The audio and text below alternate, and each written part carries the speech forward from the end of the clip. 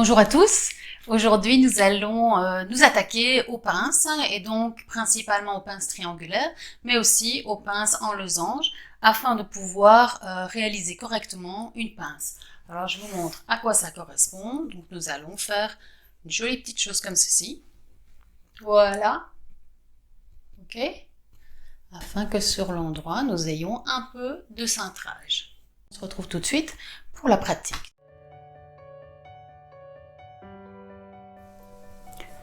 Une fois le tissu préparé, nous allons maintenant venir poser le papier patron sur le tissu.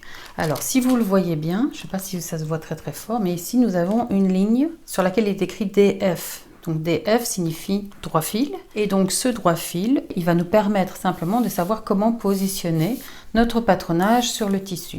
Alors imaginons qu'ici on avait les deux lisières de tissu, c'est-à-dire les deux bords de mon rouleau de tissu. On a donc notre lisière ici ou ici. Je vais venir poser mon patronage afin que cette ligne-ci de droit fil soit bien parallèle au bord de mon tissu, donc à ma lisière de tissu. Alors, pour faire ça, eh bien, je vais définir par exemple que ici le point bas il est bien placé. Je vais venir donc épingler au travers de tout. Faites bien attention à ne pas épingler en dehors de votre papier, sans quoi vous risqueriez de couper dans votre épingle, ce qui ne ferait pas plaisir à vos ciseaux. Donc ici, j'ai un petit peu moins, donc j'ai 11,8 mm. Eh bien, je vais faire quoi? Je vais aller à l'extrémité de mon droit fil et je vais placer 11,8 mm aussi, ce qui veut dire qu'à ce moment-là, je vais me retrouver, vous voyez, bien en parallèle. Voilà, là j'ai 11,8. Et ici, j'ai 11,8 aussi, voilà. Donc, je suis absolument certaine maintenant que cette ligne-ci est parallèle au bord, ce qui veut dire que mon patronage est bien positionné. Une fois que ça est fait, je vais venir épingler mes deux épaisseurs et mon patronage. Si vous avez une table avec du tissu, vous pouvez épingler dans la nappe de votre tissu aussi. Alors ici, tout l'extérieur ne m'intéresse pas. Moi, ce qui m'intéresse, c'est comment marquer cette pince sur mon tissu et puis comment l'assembler. Une fois le patron épinglé, on va venir indiquer sur le patronage, par exemple, les valeurs couture. Donc ici, si vous pouvez lire, il est écrit donc patronage hors valeur couture, donc sans les valeurs couture. Donc ça veut dire que je vais devoir les ajouter. Vous allez trouver des patronages sans valeur couture. Maintenant, vérifiez toujours bien si elles sont déjà incluses ou pas. Donc dans ce cas-ci, elles ne le sont pas. Et je vais venir avec mon sommomètre simplement tracer, par exemple ici, à partir du moment, disons que c'est mon contour taille, je vais venir tracer des valeurs couture de 1 cm. Vous allez venir marquer. Donc choisissez simplement l'élément qui va faire vos marques en fonction de votre tissu. Moi j'aime bien les feutres effaçables à la chaleur. Le tissu étant enfoncé, je ne vais pas y arriver, donc je vais plutôt utiliser une craie blanche afin qu'il y ait suffisamment de contraste. Donc là, je vais dessiner mon centimètre de valeur couture. Et je vais aussi en profiter pour prolonger simplement les deux côtés de ma pince. Je vais prolonger les deux côtés de la pince afin de pouvoir marquer ma profondeur de pince. Une fois que j'ai fait ça, je vais pouvoir couper ici sur ma ligne de valeur couture. Donc je coupe. Maintenant que vous avez fait votre ligne, vous essayez de couper le plus proprement possible, le plus précisément possible. N'oubliez pas ici, vous voyez, ça remonte un petit peu, c'est un retour de couture, c'est tout à fait normal. C'est pour qu'une fois assemblé, tout ça tombe bien. Voilà. À l'extérieur, on s'en fiche un peu ici. Maintenant, j'ai ma ligne de valeur couture, pas de problème. Et donc maintenant, j'ai indiqué les deux lignes qui sont la prolongation, donc qui forment ma profondeur de pince. Or, de l'autre côté, sur la deuxième pièce, parce qu'en général on coupe donc les deux ensemble, vous voyez, je n'ai aucune indication. Donc ça va me poser un problème. Je vous propose, c'est de travailler avec ce qu'on appelle des crans. Donc, au niveau de ces deux petites lignes, dans la valeur couture, sur à peu près, disons, 3, grand maximum 4 mm, je vais cranter. Donc, je vais faire une toute petite incision. Vous pouvez la faire comme ceci, vous pouvez la faire en petit triangle si vous préférez, hein. Et vous voyez qu'à ce moment-là, donc une fois que mon cran est fait, donc je vais faire un petit triangle afin que vous voyez un petit peu mieux. Voilà. Une fois que le petit triangle est fait, ce qui se passe, c'est que donc ça m'indique bien la profondeur. Si jamais les deux petites traces blanches disparaissaient, c'est pas grave, j'ai quand même mes deux petits crans. Et sur l'envers, j'ai la même chose. Alors maintenant, il ne nous manque plus que en fait le sommet de la pince. Alors pour le sommet de la pince, moi ce que je fais, qui est assez facile et surtout qui est précis, c'est que au niveau du sommet, donc bien de la croix, je fais un tout petit trou dans le papier, ce qui va me permettre de venir glisser la pointe de la craie et d'avoir l'indication, en tout cas sur la première épaisseur. Et ensuite, je viens simplement piquer une épingle au travers de tout. Maintenant que j'ai mon indication, s'il y avait d'autres choses dans la pièce de tissu, vous faites tout ce que vous avez à faire. Nous, on ne s'occupe que de la pince. Maintenant qu'on a ça, on a tout repris au niveau des marques. On va simplement retirer le patronage.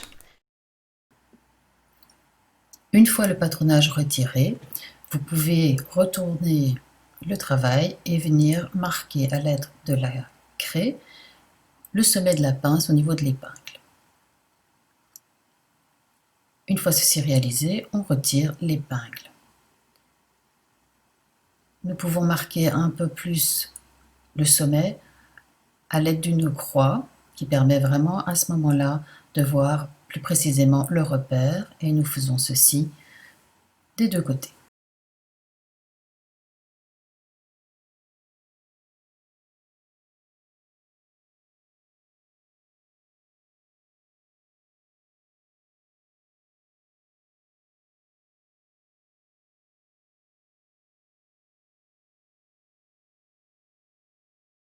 Si vous le souhaitez, si c'est plus facile pour vous, n'hésitez surtout pas à dessiner les deux côtés de la pince à partir du sommet vers le petit cran de la profondeur, et comme ça vous obtenez une pince complète.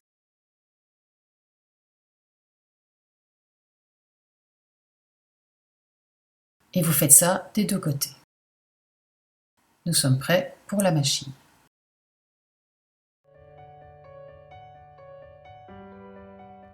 Ici, nous allons piquer. Donc pour ce faire, on va placer endroit du tissu contre endroit du tissu, cran contre cran. Vous voyez bien les deux crans.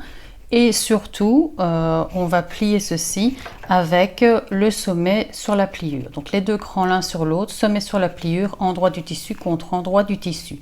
J'ai tracé une ligne partant d'un cran vers le sommet pour vous faciliter la tâche. Si vous n'en avez pas besoin, vous ne le faites pas. Si vous souhaitez maintenant faufiler ou bâtir, eh bien, vous pouvez le faire et vous piquerez juste à côté. Donc, vous bâtissez juste à côté de cette ligne. Pour ceux qui n'ont pas besoin de faire ça ou qui n'aiment pas faire ça, on va épingler. Pensez à toujours épingler si vous êtes droitier avec le petit bout, la boule de votre épingle vers le vide et non pas vers le vêtement. Et en épinglant uniquement au niveau de la ligne sur laquelle vous allez assembler et sans appuyer, inutile d'enfoncer son épingle hyper loin, ça risque simplement de vous faire mal et d'avoir du mal de la retirer par la suite. Donc on va travailler uniquement avec la pointe de l'épingle. Si vous êtes gaucher, eh bien vous allez mettre la boule du côté intérieur de votre vêtement. Une fois que ceci est fait, je vais simplement venir mettre le cran en face du petit repère qui est sur la semelle de mon pied. Les deux fils sont en dessous de la semelle et je vais venir les maintenir avec ma main gauche pour empêcher que ces fils ne partent en dessous et ne fassent des petites boulettes. Vous avez bien vérifié que vous êtes sur un point droit, que votre aiguille correspond à votre tissu au niveau épaisseur et au niveau qualité de l'aiguille. Vous faites 2 ou 3 points en avant et ensuite on va passer en marche arrière jusqu'au bord de votre tissu, au niveau du cran. Une fois que c'est fait, on peut évidemment lâcher les fils et on va venir avancer, piquer simplement sur la ligne blanche. À chaque fois que j'arrive à hauteur d'une épingle, je retire mon épingle, quoi qu'en disent certains livres et certains sites. Si vous piquez sur vos épingles, vous risquez toujours d'abîmer votre aiguille, donc c'est inutile. On peut tout à fait s'arrêter avant. Comme ici, vous voyez, je m'arrête juste avant l'épingle. Vous ne vous arrêtez pas non plus 6 mois avant, hein, mais vous arrêtez juste avant. Et vous poursuivez votre couture avec votre repère de semelle sur la ligne blanche. Une fois que j'arrive ici, Voilà, donc vous pouvez poursuivre ici en faisant un aller-retour ici si vous êtes expérimenté, et sinon vous allez faire ce que moi je vais vous montrer maintenant. On va venir vraiment au bord, on va éviter d'arrêter son travail ici, sa couture ici, ou bien là, donc on va essayer de venir vraiment ici, et sur la pliure, l'intersection entre la pliure et le petit trait du sommet. Et ensuite je vais faire quelques points, disons 2 points, dans le vide, afin que je puisse arrêter mon travail. Voilà, j'ai dépassé ça. Je vais tirer donc vers l'arrière une dizaine de centimètres et je vais venir couper mon fil. Si vous avez un coupe-fil, vous pouvez évidemment l'utiliser. Cette machine-ci remonte automatiquement l'aiguille. Sinon, vous veillez bien à remonter votre aiguille bien en haut en tournant le volant vers vous. Une fois que j'ai fini, vous voyez bien les 2 fils de couleurs différentes, je vais simplement faire un double nœud maintenant, si j'y arrive. Voilà, un double nœud pour arrêter, ou un triple nœud si vous êtes plus à l'aise, pour arrêter le fil. Si vous le souhaitez, vous pouvez aussi remonter les 2 fils dans la profondeur de votre pince. Et ensuite, on va nettoyer le travail, c'est-à-dire qu'on va couper un petit centimètre ici, et on va démarrer. On va prendre les 2 fils de démarrage et on va recouper aussi au ras, puisqu'on a fait un aller-retour, il n'y a pas de danger d'effilocher. Donc, si vous avez une pince en losange comme ceci, vous allez simplement tracer les 2 lignes. On va plier d'un sommet à l'autre, endroit du tissu contre endroit du tissu. Je vais donc plier comme ceci.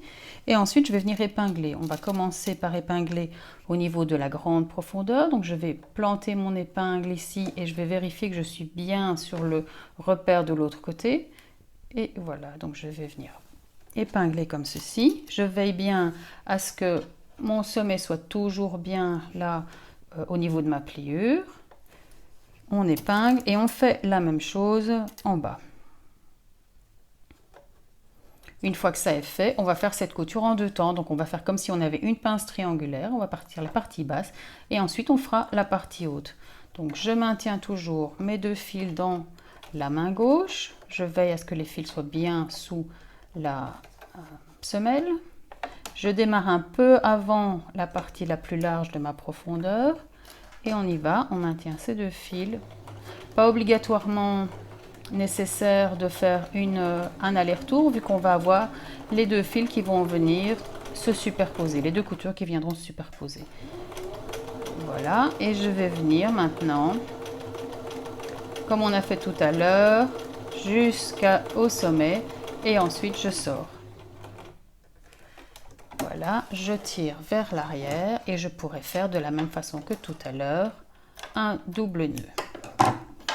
Ensuite, je reprends mon travail et je vais maintenant, donc vous voyez, croiser, superposer mes 2 coutures. Je maintiens toujours les 2 fils avec ma main gauche et je viens démarrer ma couture dans la couture rose existante et ensuite voilà, je vais poursuivre mon travail. Donc vous faites vraiment comme si vous aviez 2 pinces triangulaires. Alors pour celles qui le peuvent, vous pouvez simplement aussi venir jusqu'au bout et au bout vous faites une marche arrière. Voilà. On veille toujours à bien remonter son aiguille, soulever le pied de biche et tirer vers l'arrière. Et voilà, on peut couper. Donc maintenant, vous voyez bien la superposition des 2 coutures. Et vous allez simplement nettoyer votre travail ici en enlevant vos fils. Voilà, même chose de l'autre côté. Voilà. Et ensuite, vous viendrez faire le double nœud ici. Et puis vous regardez maintenant sur l'endroit et vous avez une pince avec un beau sommet et un beau sommet de l'autre côté. Il reste simplement à aller au repassage.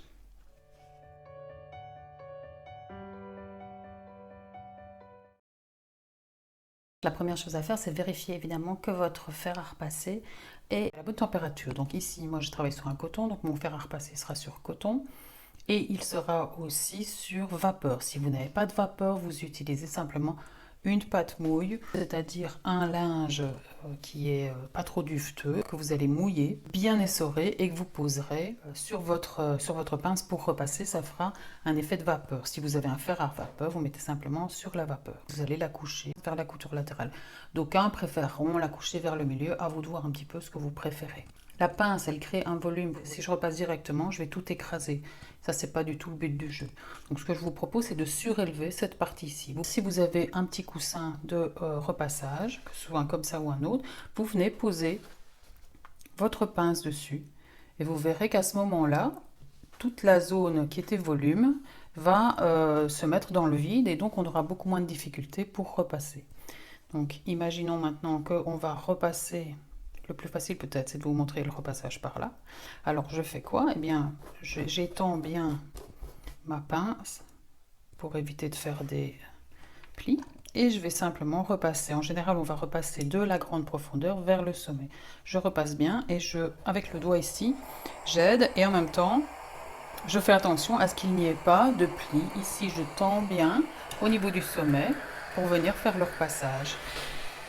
Voilà, une fois que ça c'est fait, vous tapotez un petit peu, histoire d'enlever la vapeur.